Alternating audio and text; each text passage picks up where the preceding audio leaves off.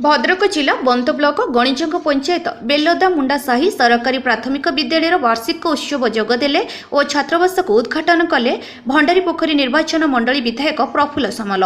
ଏହି କାର୍ଯ୍ୟକ୍ରମରେ वरिष्ठ ଆଇନଜୀବୀ ଅଣଙ୍କର ମଲ୍ଲିକଙ୍କ ସ୍ୱାଗତ ଭାଷଣ ଓ ଅତିଥି ପରିଚୟ ପ୍ରଦାନ କରିବା ସହିତ ତାଙ୍କ ତତ୍ତ୍ୱାବଧାନରେ ରାଷ୍ଟ୍ରପତି ପୁରସ୍କାର ପ୍ରାପ୍ତ ଶିକ୍ଷାବିତ ଭାସ୍କର ଚନ୍ଦ୍ର ପାଢ଼ୀଙ୍କ ସଭାପତିତ୍ୱରେ ବିଧାୟକ ସମେତ ଜିଲ୍ଲା ପରିଷଦ ଅଧ୍ୟକ୍ଷ ପ୍ରଫୁଲ୍ଲ ଜେନା, ବନ୍ତ ଅଧ୍ୟକ୍ଷ ମନୋରଞ୍ଜନ ଘଡ଼ାଇ, उपाध्यक्ष प्रगतिबाल स्वईं, बंत ब्लॉक बीडीओ प्रदीप कुमार सेठी, ब्लॉक बीजेडी सभापति लक्ष्मीकांत महांती, भंडारीपोखरी निर्वाचन मंडली युव सभापति विपिन नायक, बंत युव सभापति सत्यसाधन बेज, बंत समिति सभ्य परमेश्वर बारिकी, युवनेता लालच स्वईं, सरपंच रश्मिता सेठी, समिति सभ्य मनोरंजन सेठी, पंचायत सभापति भीमसेन सामल, सेवा समवाय सभापति रंजन साहू, भवेन्द्र साहू, प्राक्तन सेवा समवाय सभापति जगन्नाथ पाणिग्राही, शिक्षाविति अलेख नायक, रत्नाकर दास, नारायण बारिकी, आनंद नायक समेत वरिष्ठ नेतृवृंद प्रमुख जोगदे विद्यालय वार्षिक उत्सव हेबा फଳରେ ପିଲାମାନଙ୍କ ଭିତରେ ଥିବା ଅନ୍ତର୍ନିହିତ ଗୁଣାବଳୀ ପରିପ୍ରକାଶ ପାଇଥାଏ।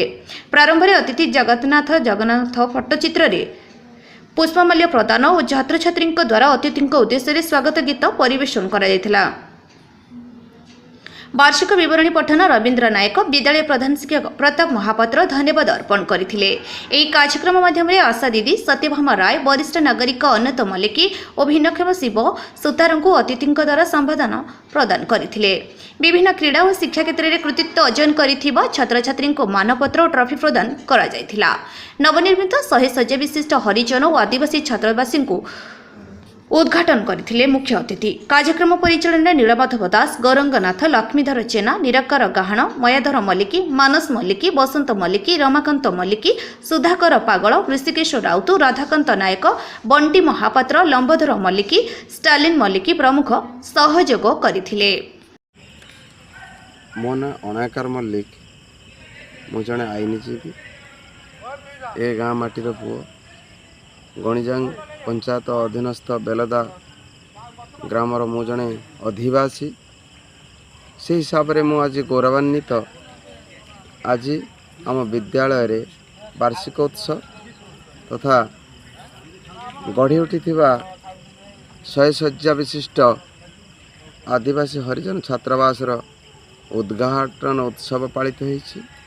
ए उत्सव रे आज मुख्य अतिथि तथा उद्घाटक मान्यवर विधायक भंडारीपोखरी श्रीयुक्त प्रफुल्ल सामल महाशय जोग देथिले एवं जिला परिषद अध्यक्ष एवं अन्यान्य नेतृवृंद आज वार्षिक उत्सव रे उपस्थित रही निश्चित भाव में समस्त दिग्दर्शन देथिले।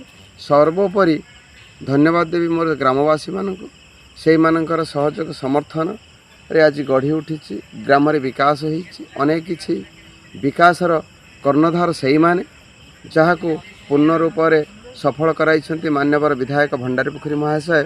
तांको पाखरे आमे ग्रामवासी 100% कृतज्ञता ज्ञापन करुछु।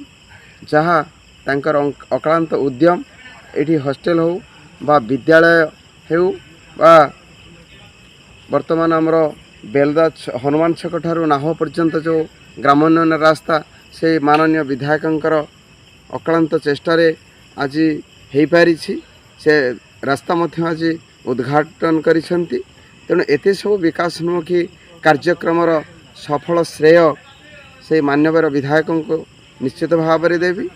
जहाँ मोर ग्रामवासी समस्त सहयोग समर्थन रे आज ए ग्रामर विकास होइछि, जहाँ को कार्यकारी रूपायन पूर्णायन करिसेंती मान्यवर विधायक ओडिशा सरकार जरिया रे। तेणु समस्ते एथिरे हकदार। आज सभा निश्चित भाव में महाडंबर होता समस्त सहयोग मोर समस्त ग्रामवासी उपस्थित रही सभाटी को साफल्य मंडित कर ग्रामवासी को कृतज्ञता ज्ञापन करसहित उपस्थित जिते सब मान्यवर अतिथि माने थिले। विशेषकर माननीय जिलापाल आज सभारे कार्य व्यस्तता जो जोग दे न पारी माननीय बीडीओ महाशय को पठाई। बीडीओ महाशय बहुमूल्य समय दे आज सभारे उपस्थित रही। पुणी आग को केमिति अनुष्ठान अग्रसर हेब आहरी उन्नति करिब से दिगरे आमको दिग्दर्शन देले समस्त को धन्यवाद। भद्रकରୁ Ramesh Chandra पतिଙ୍କ report, googly news.